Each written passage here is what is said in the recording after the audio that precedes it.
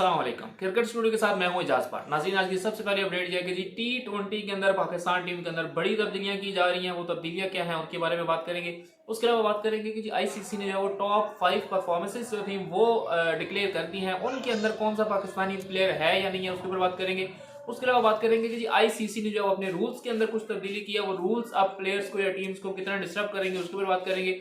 और लास्ट में बात करेंगे कि कुछ पाकिस्तानी सीनियर प्लेयर्स ने जो है वो पाकिस्तान के जो नौजवान आप कह लें कि या इतने सीनियर तो नहीं है, यंग ही आप कह लें, जो कोचेस मुंतखब किए गए हैं उसके ऊपर जो है वो क्या राय दी है उस पर बात करेंगे।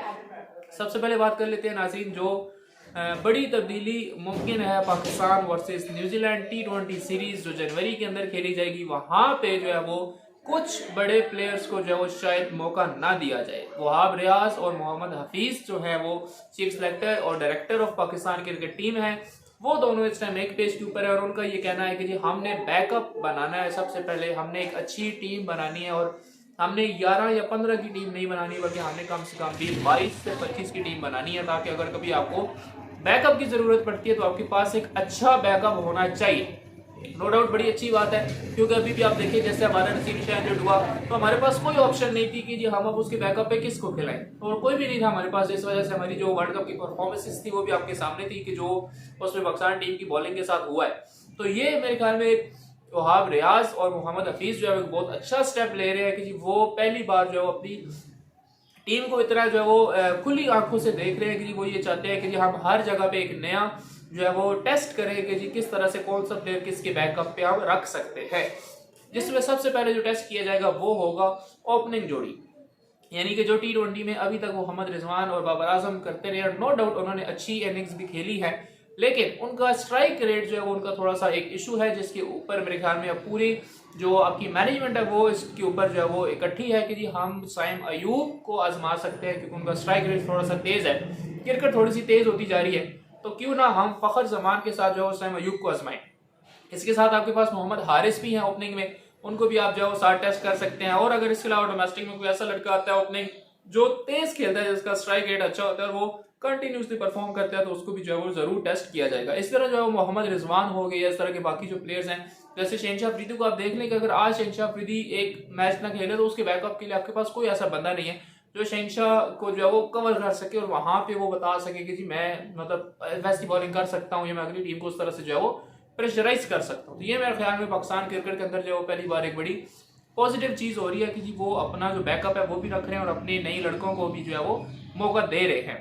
इसके अलावा जहां तक सवाल है हिमाद वसीम का, तो हिमाद वसीम के जो है वो T20 के अंदर आने के काफी चांसेस हैं, क्योंकि मेरे ख्याल में तो शादाब और नवाज जो है और उसामा मीर जो है ये कम से कम आपको न्यूजीलैंड की सीरीज तक तो नजर नहीं आएंगे।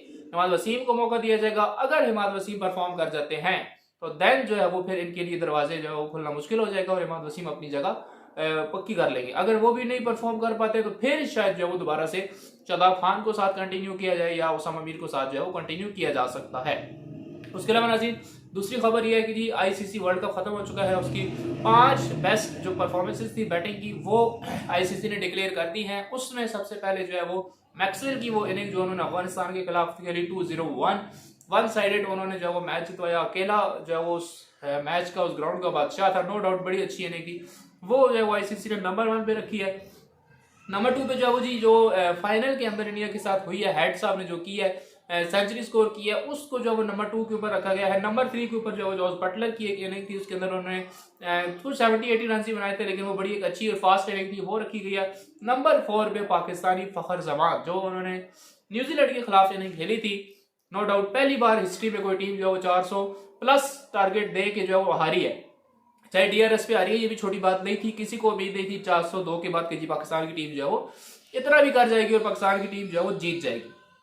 इसके अलावा तीसरी खबर बड़े मजे की है कि आईसीसी ने अपने क्रिकेट T20 और वनडे के अंदर रूल्स कुछ चेंज किए हैं। रूल्स बड़े अजीब हैं, लेकिन क्या हो सकता है, आईसीसी के रूल्स हैं।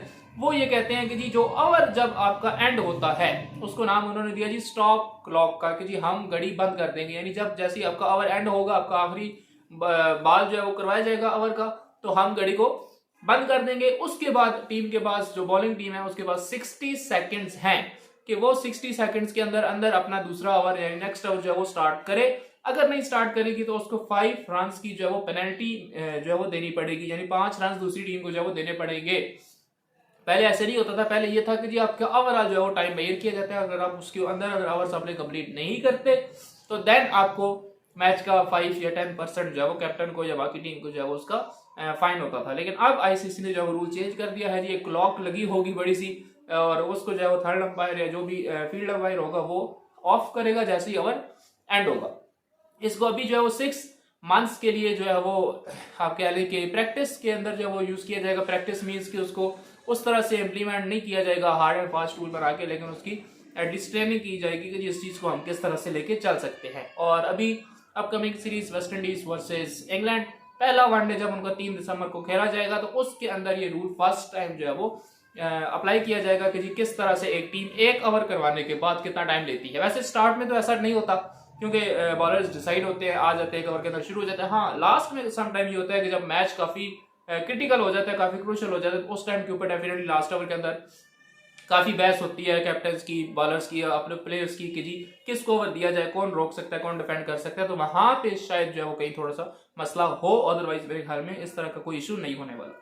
लास्ट में खबर यह है कि जी कुछ पाकिस्तान के सीनियर प्लेयर्स जिसमें एक लेजेंड बैट्समैन आपके जवेद मियांदाद, वो कुछ नाखुश हैं पीसीबी के फैसलों से। उन्होंने ये कहा है कि जी वो यंग ही है, नौजवान ही है, या जो लेटेस्ट जो आपके प्लेयर है जैसे वहाब रियाज है, उमर गुल है, सईद अजमल है, इनका और मौजूदा प्लेयर्स की एजेस का कोई इतना ज्यादा डिफरेंस नहीं है। डिफरेंस जरूर होगा 5 साल 10 साल का, लेकिन वो ये कहते हैं कि जी ये डिफरेंस जो है वो थोड़ा ज्यादा होना चाहिए। जब तक ये डिफरेंस ज्यादा नहीं होगा तब तक आपका प्लेयर जो है आपके कोच की इज्जत नहीं करेगा। और डेफिनेटली देखें, ये जो प्लेयर्स हैं ये उन्हीं प्लेयर्स के साथ जो वो पीएसएल खेल रहे होते हैं, तो पीएसएल के अंदर आपकी तलफ कलामी भी हो जाती है, पीएसएल के अंदर आपकी जो है 100 चीजें हो जाती है, तो ये बड़ा मुश्किल हो जाएगा। उनका ये कहना था, बात उनकी किसी हद तक ठीक भी है। और मेरे ख्याल में जहाँ पे अगर आप यूनस, यूसुफ, उमर गुल या सईद अजमल को लगा सकते हैं तो उनकी जगह पे आप डेफिनेटली जवेद मियांदाद हो गया, वसीम अकरम हो गया, या इस तरह के जो बड़े, जिस तरह रमीज रजा पीसीबी के चेयरमैन थे, तो उनको 92 की टीम को एटलीस्ट जो है वो लाना चाहिए था। लेकिन चले, ये भी इनसे भी हमें बड़ी अच्छी उम्मीद है कि इंशाल्लाह जो है वो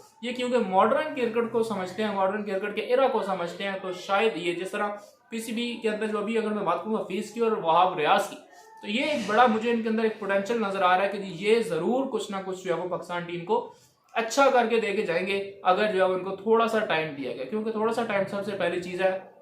अब एक टीम जो है वो कभी भी महीने के अंदर, 2 महीनों के अंदर नहीं बना सकता। आपको कम से कम 20 साल 2 साल चाहिए ताकि आप उनके ऊपर प्रॉपर जो है वर्किंग करें और आप बताएं कि जी किस तरह से कौन सी टीम जो है वो परफॉर्म कर सकती है और किसका बैकअप हम किसको रखेंगे। तो ये थी नाजरीन अभी तक की अपडेट्स। अगर हमारे चैनल के ऊपर नए हैं तो हमारे चैनल को सब्सक्राइब करें।